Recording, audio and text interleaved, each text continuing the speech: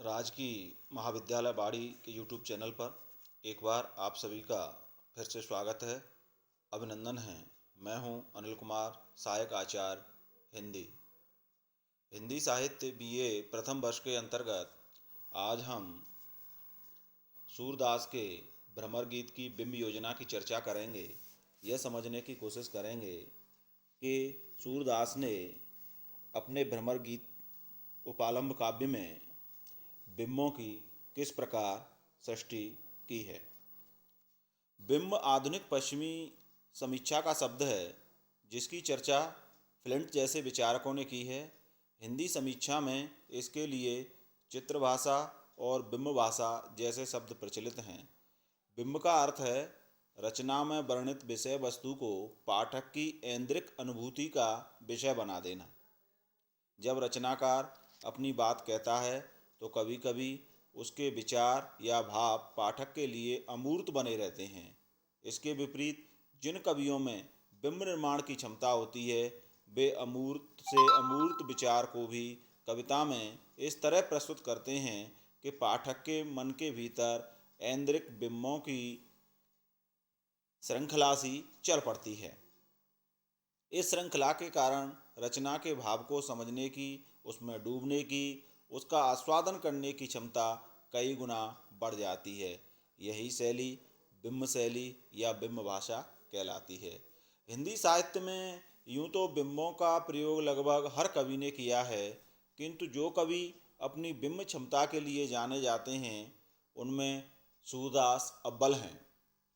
यदि बिंब निर्माण क्षमता की दृष्टि से कोई उनसे मुकाबला कर सकता है तो मध्यकाल में सिर्फ बिहारी और आधुनिक काल में सिर्फ निराला जैसे समर्थ कवि। सबसे रोचक बात यह है कि इन सभी महान कवियों में सूर अकेले हैं जिनके पास देखने की क्षमता भी नहीं थी। सूर ने सिद्ध कर दिया कि बिंब निर्माण के लिए मन की आंखों से देखना ही पर्याप्त है। सच यह है कि जैसे बिंब बाकी कवि खुली आंखों से भी नहीं बना सके, वैसे सूर ने बंद आंखों से ही निर्मित कर दिए हैं। सूर की बिंब क्षमता का निदर्शन कृष्ण के वात्सल्य वर्णन से ही होने लगता है। उन्होंने बालक कृष्ण की शरारतों का वर्णन इतनी सहजता, स्वाभाविकता और तन्मयता के साथ किया है कि पाठक को अपनी ही आंखों के सामने कृष्ण चंचलता करते हुए दिखाई पड़ते हैं। उदाहरण के लिए कुछ पंक्तियां हैं।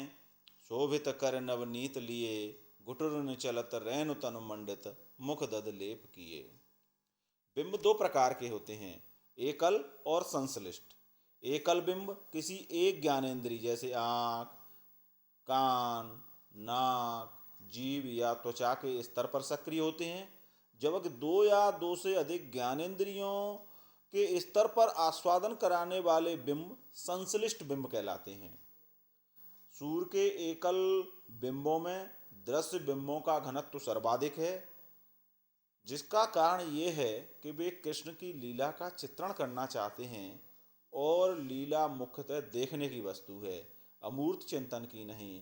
किंतु उनकी कविता अन्य प्रकार के एकल बिंबों और संश्लिष्ट बिंबों से भी वंचित नहीं है। उनके बिंब वैविध्य का निर्दर्शन कुछ उदाहरणों से कर सकते हैं हम। जैसे एक श्रव्य बिंब का उदाहरण लिया जाए, ऊधों कोकिल कूजत कानन, तुम हमको उपदेश करत हो, भस्म लगावत आनन। स्पर्श बिंब का उदाहरण लिया जाता है तो अति मलिन विषभान कुमारी, हर श्रम जल अंतर तनु भीजे, ता लालचन दुभावत सारी। कुछ आचार्यों ने बिंब क्षमता के परीक्षण के लिए बिंब के अन्य दो प्रकारों की चर्चा की है, लक्षित बिंब और उपलक्षित बिंब। लक्षित बिंब अपनी प्रकृति में सरल होता है। सामान्य जीवन में होने वाले ऐन्द्रिक अनुभवों की रचना में बिंब के तौर पर प्रस्तुत करना लक्षित बिंब कहलाता है। उदाहरण के लिए कृष्ण की बाल लीला के अधिकांश पद लक्षित बिंबों से ही निर्मित हैं। इसके विपरीत उपलक्षित बिंबों की सृष्टि करनी पड़ती है। इसके लिए जरूरी हो जाता है कि कवि किसी प्रतीक या उपमान का प्रयोग करे, लक्षणा शब्द शक्ति का सहारा ले। सूरदास में यह क्षमता इतनी अधिक है कि पाठक को आश्चर्य में डाल देती है। उदाहरण के लिए हम यहाँ देख सकते हैं, मेरो मन अनत कहाँ सुख पावे, जैसे उड़ जहाज को पंछी फिर जहाज पे आवे। हिंदी के समीक्षक इस प्रश्न पर चर्चा करते रहे हैं कि सूर की कविता में यह अद्भुत बिंब क्षमता कैसे उत्पन्न हुई। दरअसल इसके कुछ स्पष्ट कारण हैं। पहला यह है कि सूर लीला के कवि हैं। उनकी रुचि दार्शनिक प्रश्नों के तार्किक विश्लेषण में नहीं, कृष्ण लीला के रसास्वादन में है। लीला की केंद्रीयता ऐन्द्रिक अनुभूतियों की संभावना प्रबल करती है। दूसरी बात यह है कि उनका काव्य न भाव केंद्रित है, न ही विभाव केंद्रित, वह अनुभाव केंद्रित है। अनुभावों या कहें चेष्टाओं के केंद्र में आते ही यह तय हो जाता है कि कवि यदि चाहे तो बिंबों से घनीभूत प्रभाव उत्पन्न कर सकता है। अनुभावों की केंद्रीयता सूर्य ही नहीं, बिहारी के काव्य में भी बिंबों का चरम प्रभाव उत्पन्न करने में निर्णायक रही है।